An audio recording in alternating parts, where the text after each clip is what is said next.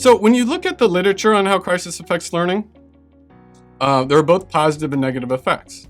On the positive side, crisis can create a context for important learning to occur, even speed up learning, as vital communications can no longer be neglected, and more cohesive relationships can form. So, for example, in the Cuban Missile Crisis, elaborately playing out the scenarios leading to a nuclear holocaust actually created the learning to avert that disaster.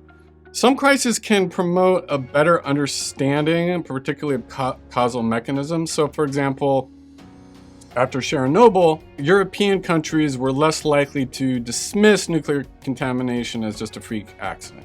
But there are also a lot of obstacles to learning that crises pose.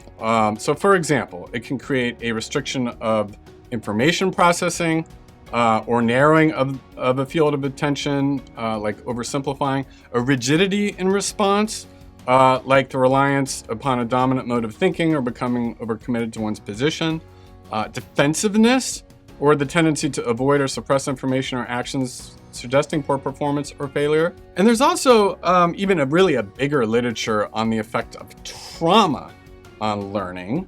And that suggests that trauma can really undermine concentration. Just think of the boy or girl in school who just can't concentrate because of a traumatic life at home. Now you might say, okay, crises like COVID-19 weren't really traumas for everyone, and that would be completely true. It certainly wasn't a trauma for everyone. But the sharp increase in mental health problems during the pandemic does suggest that it was at least somewhat traumatic for sizable percentages.